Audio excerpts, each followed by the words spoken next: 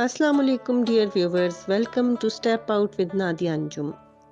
नाजरीन, अल्लाह ताला ने इंसान को पैदा किया, उसकी जिस्मानी और फितरी ज़रूरियात पूरी करने के लिए मादी वसाइल पैदा किए और उसके जहन और रूह की रहनुमाई के लिए भी एहतमाम फरमाया।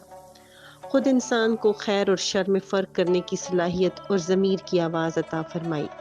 इसके अलावा अल्लाह ताला ने इंसान की कामिल रहनुमाई के लिए अम्बिया इकराम मबूस फरमाए और उन पर किताबें नाजिल फरमाईं।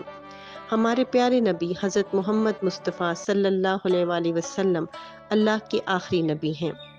अल्लाह ताला ने आप सल्लल्लाहु अलैहि वसल्लम पर कुरान मजीद नाजिल फरमाया। ये अल्लाह ताला की आखिरी किताब है, तमाम बनी नो इंसान के लिए हिदायत का दायमी ज़रिया और तमाम साबिका आसमानी किताबों की तस्दीक करता है। Now let's take the formal start of our video. नाजरीन, हमारी आज की वीडियो का मौजू है कुरान मजीद का नज़ूल, इजमा और तदवीन।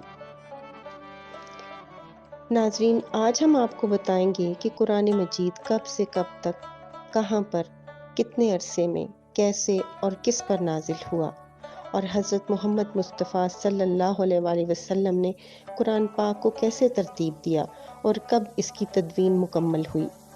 कुरान मजीद अल्लाह ताला की वाहिद किताब है जो अपनी असली हालत में बरकरार है और रहेगी। तो फिर ये कैसे मुमकिन हुआ कि 1450 साल गुजरने के बावजूद ये अपनी असली हालत में हम तक पहुंचा। नाजरीन, कुरान मजीद नबी पाक सल्लल्लाहु अलैहि वसल्लम पर एक ही वक्त में नाजिल नहीं हुआ, बल्कि ये आयात करीमा किसी ख़ास वाक़े या ज़रूरत के तहत 23 साल के अरसे में थोड़ा थोड़ा करके नाजिल होती रहीं। जो ही कुछ आयात नाजिल होती, आप सल्लल्लाहु अलैहि वसल्लम कातिबे वही को बुलवा कर लिखवा लेते। सहाबा इकराम उन्हें याद कर लेते और बाज़ सहाबा उन्हें खजूर की शाख, हड्डी, चमड़े या पत्थर की तख्ती पर लिख लेते, इसलिए कि उस ज़माने में अच्छा कागज़ नायाब था। और हज़रत मोहम्मद सल्लल्लाहु अलैहि वसल्लम पर कुरान मजीद वही की सूरत में नाजिल होता रहा और पहली वही नबी पाक सल्लल्लाहु अलैहि वसल्लम पर सोमवार के दिन 21 रमज़ानुल मुबारक को 10 अगस्त 610 ईस्वी में नाजिल हुई। ये वही हज़रत जिब्राईल अलैहिस्सलाम अल्लाह ताला की तरफ से गारे हिरा में लेकर आए।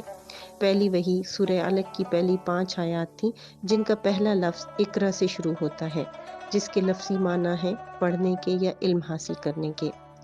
उस वक्त नबी पाक सल्लल्लाहु अलैहि वसल्लम की उम्र मुबारक 39 साल 3 महीने 22 दिन थी और ये सिलसिला तकरीबन 632 ईस्वी तक जारी रहा। यूं ही कुछ आयात नाजिल होती, नबी पाक सल्लल्लाहु अलैहि वसल्लम उनको लिखवाने के साथ साथ ये रहनुमाई भी फरमाते कि उन्हें किस सूरत से पहले या बाद या कौन सी सूरत में किन आयात के साथ रखा जाए। मस्जिद नबवी में एक मकाम मुतय्यन था जहाँ वो इबारत रख दी जाती थी। सहाबा कराम इसकी नकल करके ले जाते और याद कर लेते। मुख्तलिफ औकात खुसूसन 5 नमाजों में इसकी आयात की तिलावत करते और उनको समझने और उन पर अमल पैरा होने की कोशिश करते। इस तरह जो कुरान मजीद नाजिल होता गया, लिखा भी जाता रहा और हिफ्ज़ भी होता रहा। इस अमल में सिर्फ मर्द ही नहीं बल्कि ख़वातीन भी शामिल रहीं। हत्ता कि नबी पाक सल्लल्लाहु अलैहि वसल्लम की हयात तैयबा में ही मुकम्मल कुरान करीम अक्सर उम्महातुल मोमिनीन, अहले बैत, सहाबा कराम और सहाबियात को हिफ्ज़ हो चुका था और मुतअद्दिद सहाबा कराम ने इसकी मुकम्मल नकूल भी तैयार कर ली थी। नबी पाक सल्लल्लाहु अलैहि वसल्लम की ज़िंदगी में कुरान मजीद को सहाबा कराम के सीनों में तो पूरी तरह महफूज कर दिया गया, लेकिन इसे किताबी सूरत में जमा करने का मौका सही तरह से हाथ ना आया। खिलाफत सिद्दीकी में मुदियान नबूवत और मुर्तदीन के मुकाबलों में हफ़ाज और उलमा सहाबा शहीद होते गए, तो ये अंदेशा पैदा हुआ कि अगर सहाबा कराम की शहादत का सिलसिला इसी तरह जारी रहा तो मुबादा मुकम्मल कुरान का मिलना मुश्किल हो जाए। इस बारे में सबसे ज़्यादा तशवीश हज़रत उमर रज़ी अल्लाह ताला अन्हो को थी, इसीलिए उन्होंने हज़रत अबू बकर सिद्दीक से कुरान मजीद को किताबी शक्ल में जमा करने की तरगीब दिलाई। आप रज़ी अल्लाह ताला अन्हो को शुरू में इस सिलसिले में तामुल था कि जो काम नबी पाक सल्लल्लाहु अलैहि वसल्लम ने खुद नहीं किया वो मैं क्यों करूं। بہرحال حضرت عمر کے بار بار اصرار کرنے پر آپ رضی اللہ تعالیٰ عنہ کو بھی اس بات کی اہمیت محسوس ہوئی، اس لیے آپ نے عہد نبوت کے کاتب حضرت زید بن ثابت کو قرآن مجید کو کتابی صورت میں جمع کرنے کا حکم دیا۔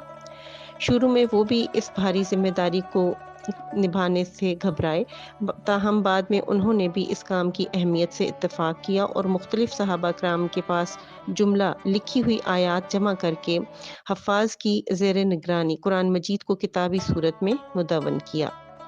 یہ نسخہ پہلے حضرت ابوبکر صدیق کے خزانے میں محفوظ رہا، پھر حضرت عمر کے پاس رہا۔